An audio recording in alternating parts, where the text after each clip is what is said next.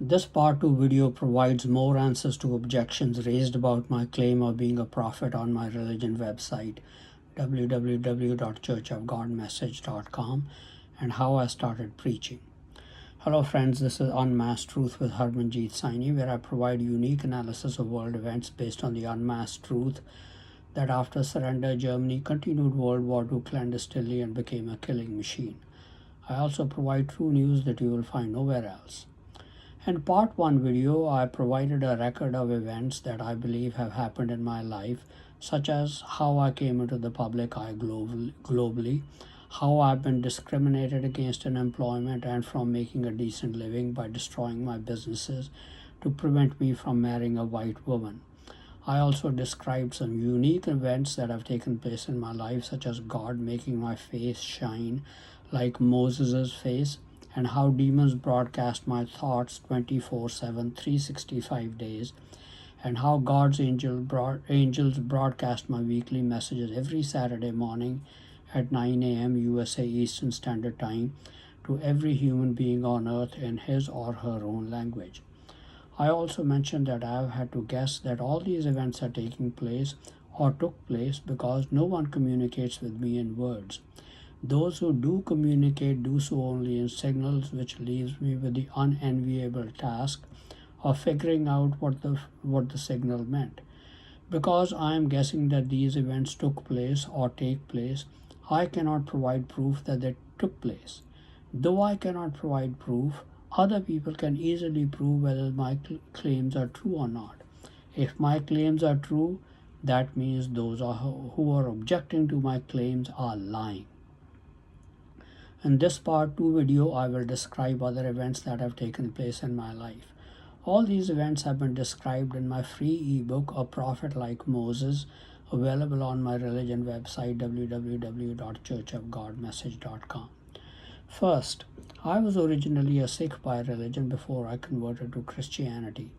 Germans have targeted the Sikhs to destroy them because they fought the Germans in both world wars as part of the British Indian armies. For this purpose, they have made alliances with many non-Punjabi, non-Sikh Indians. I believe those Indian allies and German masqueraders in the United States have made numerous attempts on my life, but I believe I have been miraculously preserved. However, I cannot prove that they have made attempts on my life because I don't know when they are doing so. I believe God simply protects me without my being aware of the attempt. Only those who are ordering people to make attempts on my life and those who are making them can verify whether my belief is true or not. Secondly, another event took place around 2000 to 2001. After German mass grave atrocities were discovered, I realized how easy it was to murder people by poisoning them by giving wrong prescriptions or in restaurants. I saw a potential disaster for America and British Commonwealth nations when I realized that. So I prayed to God to intervene and save Israelite nations from this potential catastrophe. After my prayer, apparently the Germans and masqueraders sent out a call to murder as many Israelites as possible by poisoning them or by other means. The main targets were information technology professionals, scientists, serving and retired top military officers, statesmen, business and political leaders. The order also went out for spouses who had married Israelite spouses to murder their spouses and their own children. These orders were carried out. People were poisoned. I believe God answered my prayers and intervened to prevent these attempts from succeeding. I don't know how many lives were saved. It could be hundreds of thousands or even millions, but I have no way of proving that God intervened. However, the Germans and even our leaders should be able to verify if the event is true or not. Third, in my ebook, God's Messages Delivered Through Angels, I have claimed that I have received 10 messages delivered to me through angels. Those who raise objections to this claim cite Mr. Armstrong's teaching to church members that in our time there are no prophets to whom God communicates directly through voice or through angels. Therefore, the objectors claim that the one communicating messages to me are likely demons. However, I have following counter arguments to such objections. First, when the first three messages were delivered to me, there were two spirit beings. One spirit being enthusiastically delivered the message to me, while the other being was taunting. I had absolutely no doubt in my mind that the one delivering the message to me was God's angel, while the other spirit being was a demon. In this regard, Daniel 10 verses 11 to 13, where the archangel Gabriel tells Daniel that the demon appointed king of Persia by Satan withstood him 21 days to prevent him from delivering God's message to Daniel. So the first three messages provided proof that God's angels delivered the messages to me. However, I have no corroborating proof that this happened, as people have to accept just my word for it. My second counter argument is that the first message delivered to me was that Sainis of India are Jews. The corroborating message was delivered to Queen Elizabeth II that I am also a descendant of King David, who was a Jew. However, I have no direct proof that the corroborating message was delivered to Queen Elizabeth and how it was delivered. I have merely guessed that this happened. Only others can verify the truth of my claim. My third counter argument is that the fourth message delivered to me by God's angel was that Revelation 8 verses 7 to 11 is describing the subduing of the king of the south by the king of the north, as mentioned in Daniel 11 verses 40 to 43. This was a stunning revelation. In the church's understanding of prophecy, no one had even imagined that Revelation 8 7 to 12 was describing the conquest of the king of the south by the king of the north.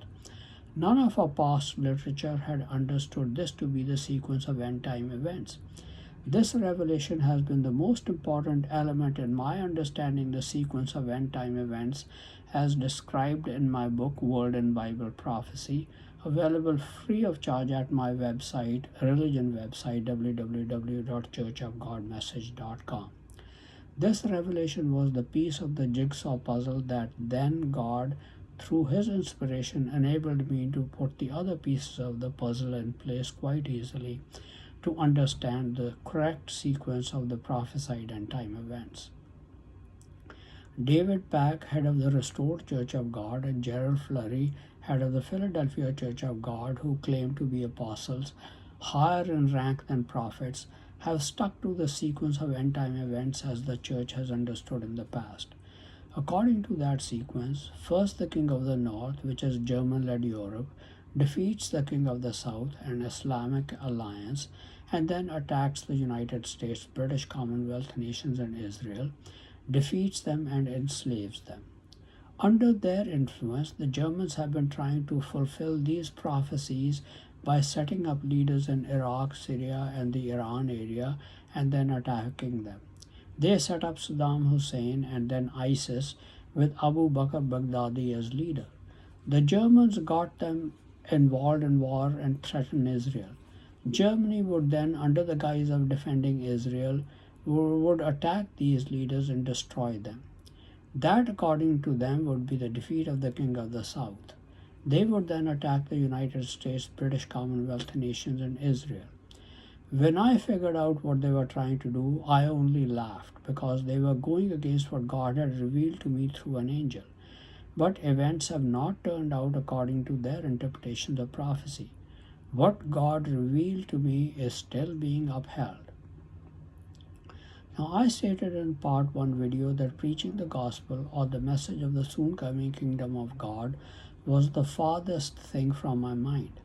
Since I had become known in world leadership circles since the 1990s, I had thought that God's church could use me in its TV and radio broadcasts and the viewership could dramatically increase.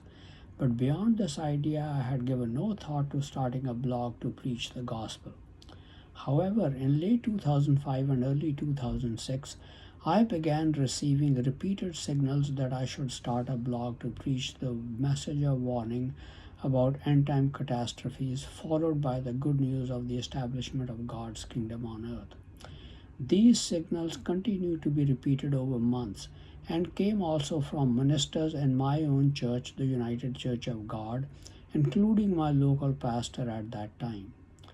But I was reluctant to start a blog because I was a lay member and was likely to be disfellowshipped for doing so, because God's church preaches the gospel as an organizational activity with men appointed to their duties. In fact, if I had been a member of the Philadelphia Church of God and Restored Church of God, I would have been summarily disfellowshipped for any such attempt. But strong signals kept coming. So I took courage and started a blog. This is what I have written on my religion website. I made the first posting to my blog on September 26, 2006.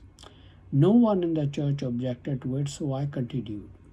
But then an idea came to me to take advantage of the unprecedented event in which I have had a part since 2001. Satan and the demons had started broadcasting my thoughts to all the world at the request of the Germans. I decided to prepare weekly messages and read them out aloud.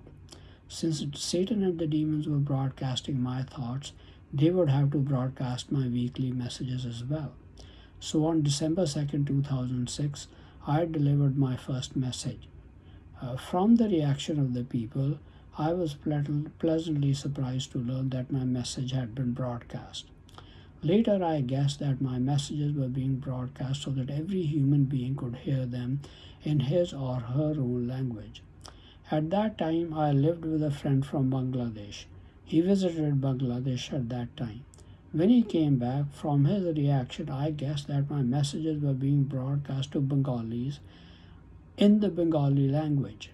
He actually put a Bengali newspaper at the table to see if I could read Bengali. Of course, I could not, since I don't know the Bengali language. Now, this is one of the objections raised to the work I do. Here specifically are the words how that objection has been expressed. On your website, you also claim to be a member of God's church while stating things that are beyond reality. What Christian would proclaim that the demons and angels have proclaimed their gospel message, or who would dare utter, "Every human being on earth in his or her own language has heard my message in their mind"? God says, "By your fruits," and I have not seen any fruit that your words have validity. Again, I have absolutely no way to prove my claim. I am purely guessing from the reaction of the people around me that my messages are being broadcast every week. It is for other people to verify the veracity of the claim. My statement on the website continues. With my message of July 14, 2007, I had fulfilled all parts of this commission. The commission means preaching the gospel of the soon coming kingdom of God and issuing a warning to the world about the global catastrophes that will precede the establishment of the kingdom, as stated in Matthew 24, verse 14, which states, "And this gospel of the kingdom shall be preached in all the world for a witness or testimony unto all nations, and then shall the end come." Then Satan and the demons stopped broadcasting my messages. But since the week after that, God's angels have continued to broadcast my weekly messages. If God lays so much importance on these messages so that He has commissioned His angels to broadcast them, then and make them available to every human being on earth in his or her own language, should He not pay heed to them? Now, I actually wanted to stop delivering my weekly messages after the July 14th, 2007 message. But I felt that leadership in my church, including the then president of the church, was signaling to me that I should continue. So I have continued delivering my messages every week without missing a single week. Now, it's easy to verify who is lying and whose words are true. You can tune your ear to hear my message every Saturday morning at 9 a.m. USA Eastern Standard Time. If you hear it, then my claim is true, and those who objected to my claim by calling it beyond reality are lying. If you don't hear the message, then my claim has no merit, and those who object to it are right. Now, I have guessed that some have stated that my messages are not being broadcast by God's angels but by demons. There is no way for me to prove my claim that God's angels are broadcasting my messages. Again, I am guessing that the Germans have asked Satan that question, and he told them that God's angels are now broadcasting my messages. Perhaps they are in a position to verify the truth of my claim, but when dealing with Satan and the Germans, we had to contend with their tendency to lie. Now, I can understand that such information in which demons and God's angels are involved leads to questions as have been raised by my church in the emails to me last week, as I have quoted. The only way I can respond is to provide the true information from my point of view. That's what I've done in my message. I cannot prove it because for most of the information I am merely making intelligent guesses based on the 6 decades of experience I've had in dealing with Germans, German masqueraders, and their Indian allies. I really have not cared about what office I hold, whether that of a prophet or not. It's for other people to verify the authenticity of the information I've provided and then weigh it to teach their own conclusion. And also makes no difference to me whether they conclude that I hold the office of a prophet or I do not. But there is no doubt in my mind that people will be able to easily verify some of the information I provided, such as listening to what Satan and the demons palm off as my thoughts and my weekly messages, and determine whether the United Church of God leaders are lying or that I am delusional to make the claims I make at United Church of God. In part 3 video, I will briefly explain my history in God's church and what is really going on at the United Church of God. Thank you very much for watching this video. Please continue to watch my videos and report my articles on important world events, World War III watch, politics, international business, advice on health and medical problems, and for much more for in-depth and insightful analysis. Please also subscribe to my YouTube and Facebook channels Unmasked Truth with Harmanjit Saini to view and get information on the latest videos.